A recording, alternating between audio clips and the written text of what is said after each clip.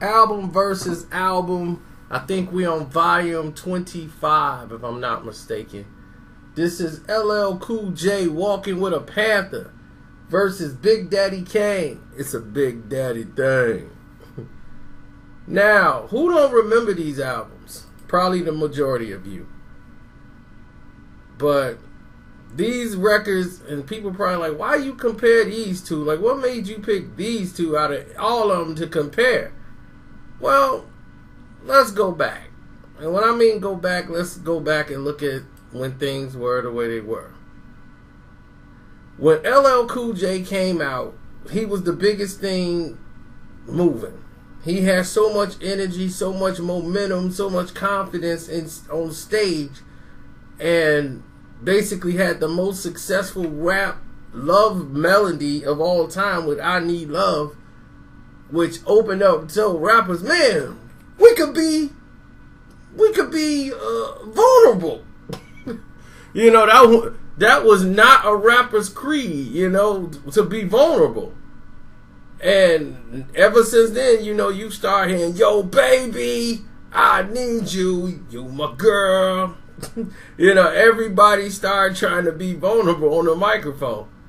So with Bad doing all the success that it did, it opened up the lane. The anticipation for the next LL Cool J album was through the roof. But the comparisons between It's a Big Daddy Thing and this album they were similar. From album cover to the actual material.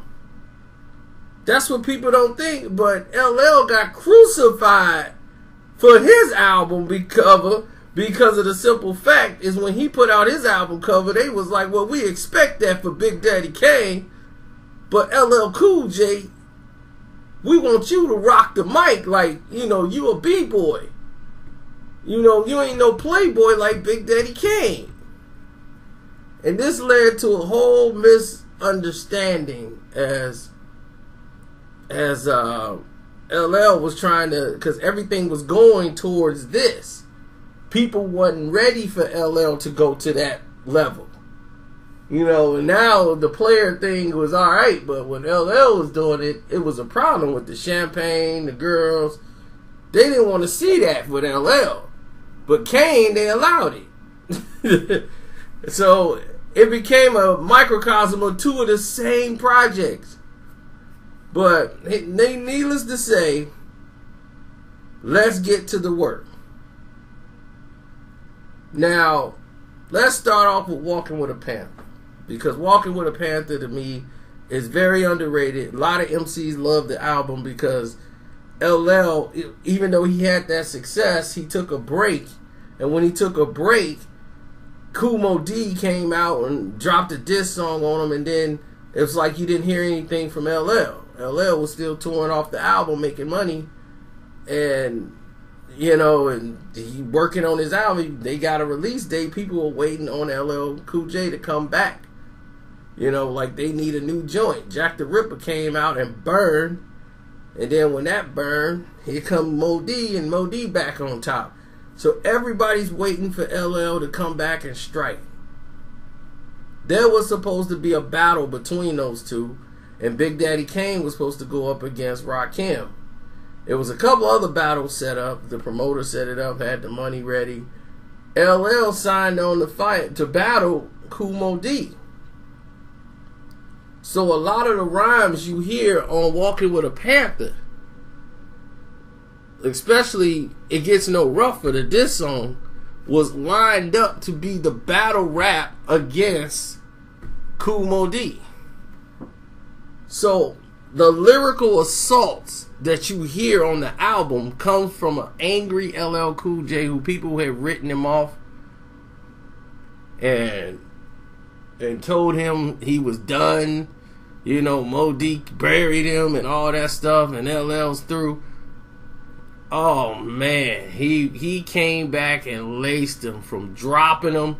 The lyrical assaults on dropping him. Now, the beat selections on a lot of these songs, I probably wouldn't have used.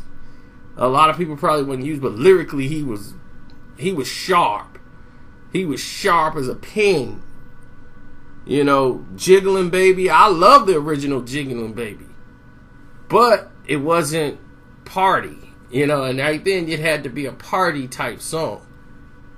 Back then, this was like the Kid and Play era started coming in. Everybody was dancing. Everybody was moving. So they had to do a remix to Jiggling Baby. But oh my goodness. I mean, Fast Peg, just a quick freestyle. Let me tell you about a girl named Peg with DC haircut and stew with his legs. Dressed to kill, her physique is ill. Her face belongs on the dollar bill. Her boyfriend's down with the MOB, driving around in a 300E. Drug jewelry and all that. Talking about my man can't fall black. Sipping on sham, diamonds on the hand. Cold cash making, what she said, making cold cash, carrying drugs for a man. Driving around in a kitted up Jetta. Under the seat, the automatic Beretta. You know the whole blasey blah rap. Telling fellas they need to stay up the bra strap. That's the kind of girl she is. I mean, he was coming with, man, I'm telling you, forget about it. That album from Nitro, every song on there, why do you think it called it dope? So many joints on there. Def Jam in the Motherland. And then Big Old Butt. Tina got a big old butt. I know I told you I'd be true, but Tina got a big old butt. So I'm leaving you. See ya. And then you know, we can go to It's a Big Daddy Thing. If this album, that's why I said they were so many songs that was a microcosm of each other. Where Walking with a Panther went wrong is the fact that the love songs became so successful, they wanted a love song to be the joint. I'm That Type of Guy was the wrong lead single for that album. But they wanted to go into the Playboy thing, and then the love songs that they had on there were the wrong selections. They were mostly R&B-ish type, slow, dragging songs. One Shot at Love, and oh my gosh, it was just too many love songs that just did not work for that album.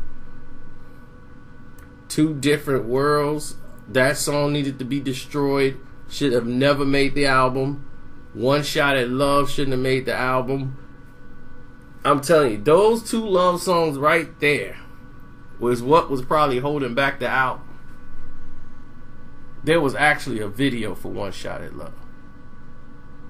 Oh my goodness. But it's a Big Daddy Thing.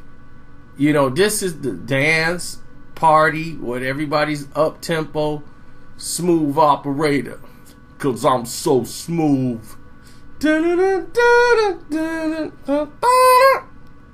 With pretty much Prince Paul, Easy Mo B, Marley. Marley did a couple of joints, but mostly Big Daddy Kane produced his own records. So, you know, To Be Your Man. This the house that C built. Warm it up, Kane. You know, all the joints on here, plus Kane was lacing it. Mortal Kombat, come on, man. Mortal Kombat rhyme, which everybody was like, oh, okay, he coming with it. Like, that's what he was finna do with, you know, Rakim. So, when he did the Wrath of Kane, they did that live and put it on here. A lot of the songs that he did live on stage, they went back and redid it and started doing the pimp stuff. I Get the Job Done. That's Teddy Riley. I work, baby. I get the job done. I work, baby. You know, all of these songs, all dance oriented.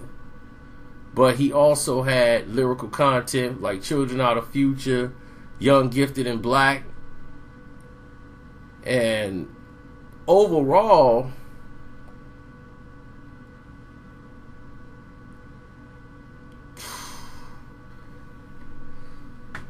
oh man, the variety of this album, to me, makes it more complete.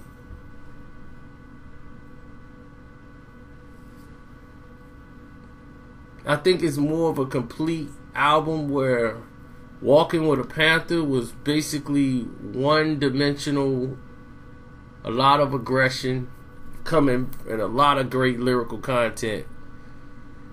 But it was more of a b-boy scratching type album with 2 ridiculous love songs mixed in.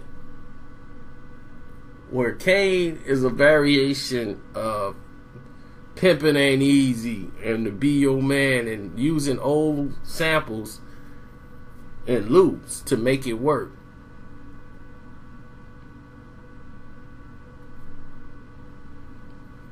And Panther just had way too many songs.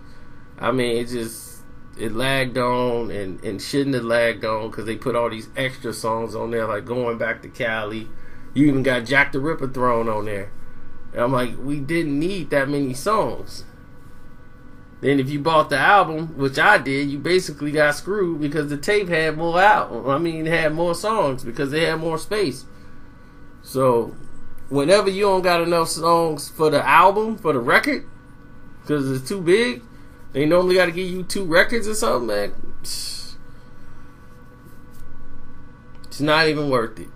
But overall, if I got to pick a winner, I'm going to say it's a Big Daddy thing. I say that was the better record. It's the better album. Altogether. Believe me, and that's hard to do, because I like Walking with a Panther. And I probably listened to Walking with a Panther more than I did It's a Big Daddy thing. But, you know, it's just how it is. They both microcosms of each other. It's your boy Carcino. I'm out.